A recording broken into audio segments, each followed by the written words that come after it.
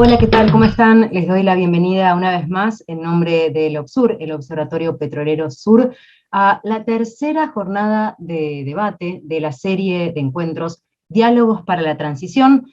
Hoy presentamos el futuro de las renovables y el rol del hidrógeno verde. Agradecemos particularmente a Amigos de la Tierra Holanda por su apoyo para la realización de esta actividad. Y como se mencionó en la convocatoria, la propuesta esta vez es poder recuperar aquellas experiencias de generación de energía renovable, de media y de baja potencia, y poder poner en común el estado de situación actual, cuáles son las dificultades que se tienen, cuáles son las potencialidades también para pensar en ir hacia una transición energética justa y popular. Además, con el reciente anuncio de producción a gran escala de hidrógeno verde en la Argentina, nos hace preguntarnos si hay una agenda no corporativa para el hidrógeno verde. Ahora empezamos esta ronda de presentaciones contándoles que le doy también formalmente la bienvenida a Judith Franco, que como les contaba, ella es trabajadora del Instituto de Investigaciones en Energía No Convencional de la Universidad Nacional de Salta y que coordinó un equipo de trabajo en el que estuvieron realizando un libro, una publicación que se llama Experiencias de Energías Renovables en Argentina, una mirada desde el territorio. Pero bueno, la idea de ese proyecto de investigación era relevar y analizar las percepciones de los distintos actores sobre la temática de energías renovables. Entonces, todo ese tipo de experiencias es lo que relevamos. ¿Y qué encontramos?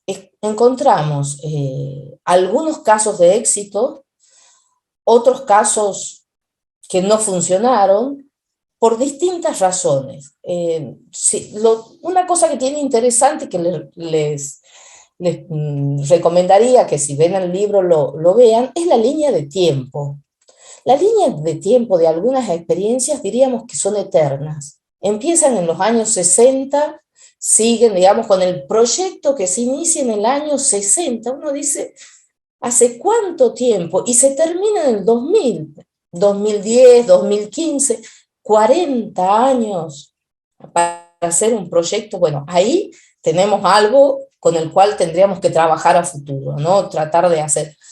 Hay proyectos, por ejemplo, proyectos que no se habló con la gente, con los habitantes del territorio, como por ejemplo el proyecto de geotermia de la central geotérmica de Copahue del sur, que los pueblos originarios no querían que usen ese territorio por una central, y realmente, digamos, no se habló con ellos, no se pudo trabajar, y ellos tenían una cosmovisión desde su mundo, de que si tocaban eso, iban a tener grandes desastres, grandes problemas. Entonces,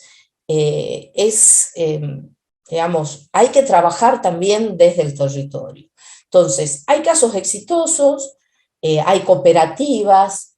Lo que uno ve es que el trabajo en cooperativa es bastante bueno, digamos, encuentra dentro de estas cooperativas pequeñas, por ejemplo, cooperativas que se reunieron para poder utilizar microhidráulica en Misiones, pudieron trabajar como una cooperativa de energía y pudieron llegar con éxito a generar energía eléctrica para sus comunidades. O cooperativas que se reunieron para poner calefones solares en sus viviendas.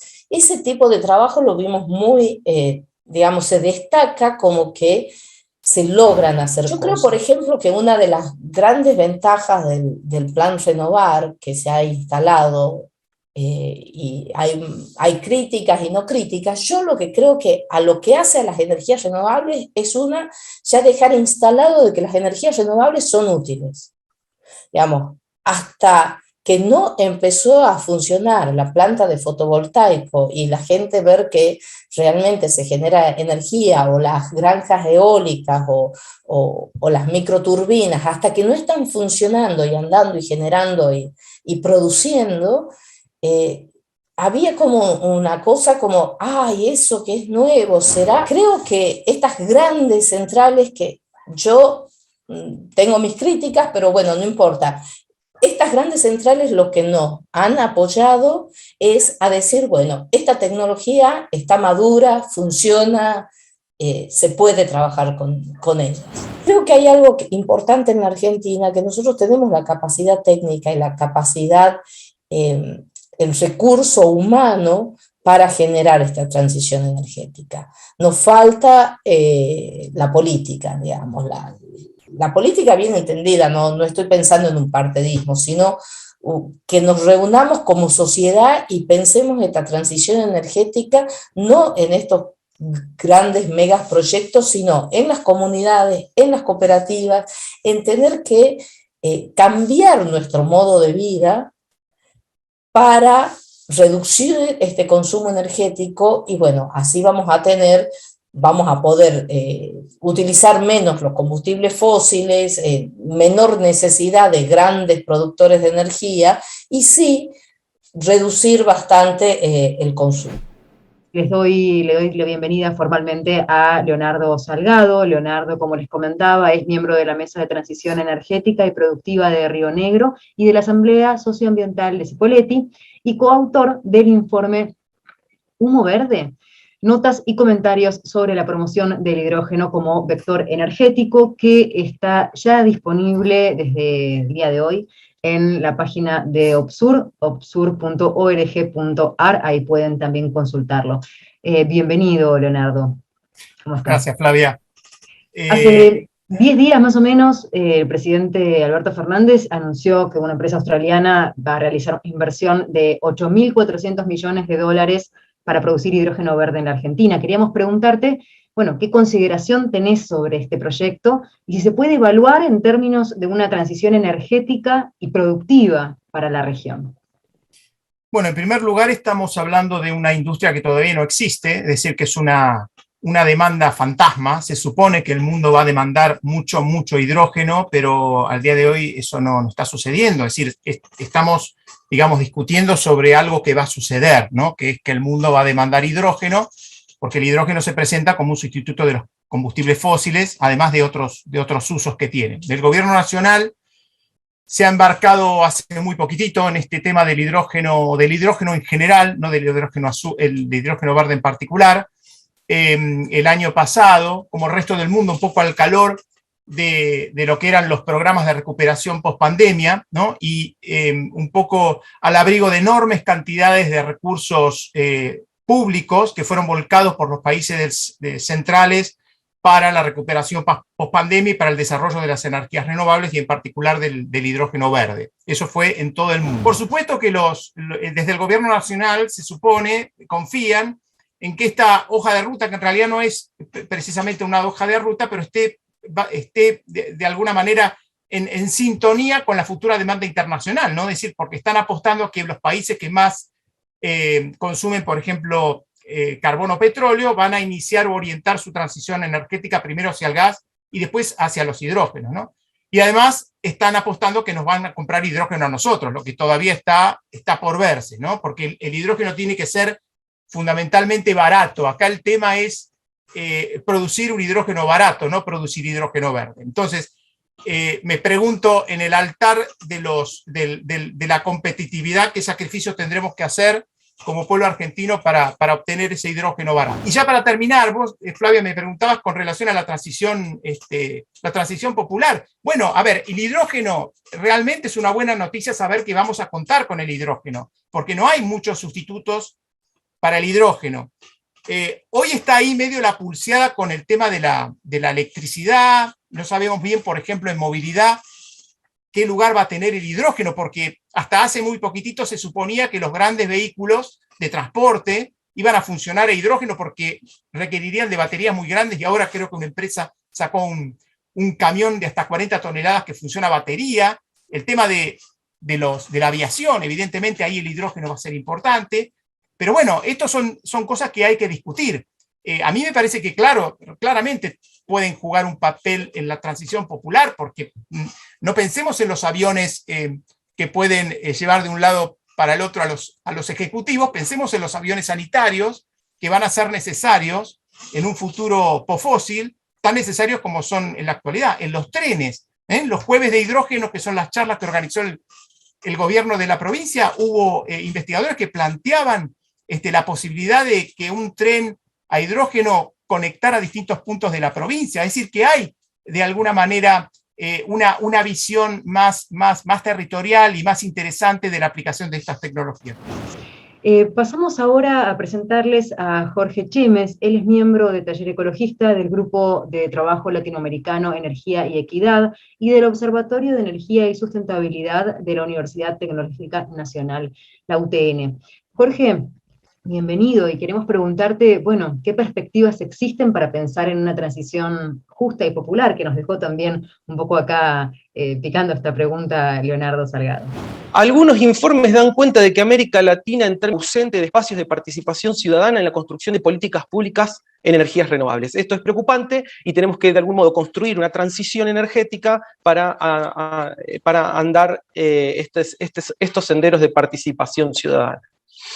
En esto entendemos que fortalecer las diversas formas de lo público es central. La remunicipalización, la reestatización de la energía es clave.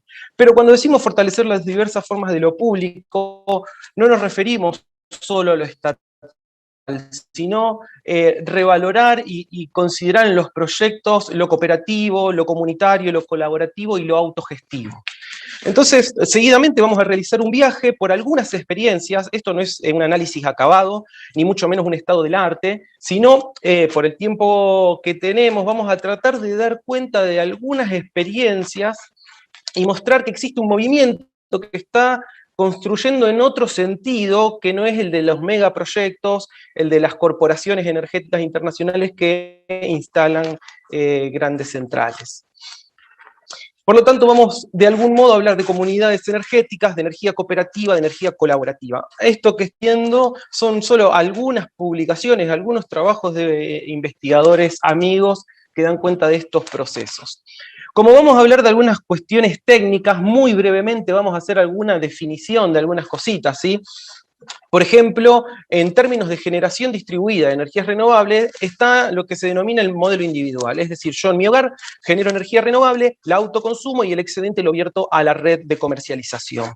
Tenemos un modelo intermedio, ¿sí? Que es el modelo de traspaso remoto, que puede ser de propiedad conjunta o bien puede ser de donación, es decir, tengo una instalación de energías renovables en un hogar, en una industria, y mi excedente lo vuelco a la red y a su vez se lo puedo adjudicar a un determinado hogar, a otra determinada industria, que no necesariamente tienen que ser linderos, ¿sí? Pueden estar geográficamente dispersos.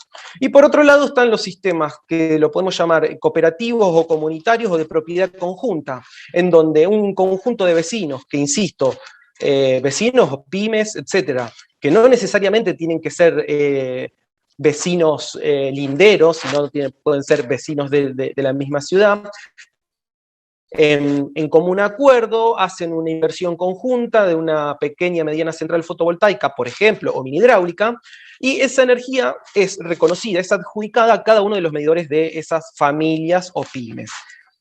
La intención de esta charla no es entrar en cuestiones técnicas de cómo se gestiona esa energía, cómo se mide, cómo se cruzan las curvas de generación y demanda, requeriría otro tiempo. Pero todas las cuestiones técnicas están resueltas. Hay que trabajar sobre otro tipo de dinámicas sociotécnicas para implementar este tipo de sistemas.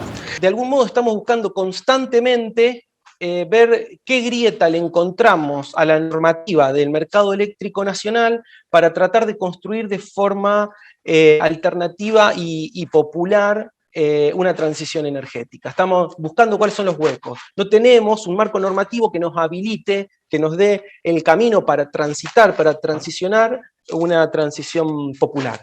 Entonces creemos sumamente necesario, y esto es en toda América Latina, dar el debate de derogar las leyes de energía eléctrica, en el caso de Argentina, la 24065, que son hijas del proceso neoliberal de los 90. Esto sucede en toda América Latina.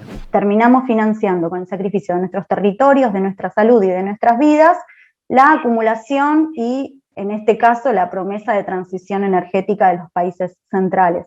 Y esto es muy interesante porque post-pandemia se puso frente a nosotros la situación de entender que ambiente, salud y producción, ¿no? El sistema productivo están totalmente entrelazados y que, por lo tanto, la transición energética no es solamente una cuestión de desarrollo de las capacidades tecnológicas, como bien decía hoy Judith, sino que requiere una mirada política necesariamente. Y acá también juega, o nos parece importante destacar, el tema de las escalas. La escala no solo pensada en términos de impacto, sino también pensada en términos de acceso, porque los proyectos a gran escala como estos que se anuncian, también lo que ponen en cuestión es la imposibilidad de poder controlar y formar parte de la gestión de esos proyectos y los dejan necesariamente en manos de las grandes corporaciones y por lo tanto de sus intereses. Entonces es importante que podamos empezar a plantearnos qué tipo de energía queremos producir, para quiénes y con qué propósito.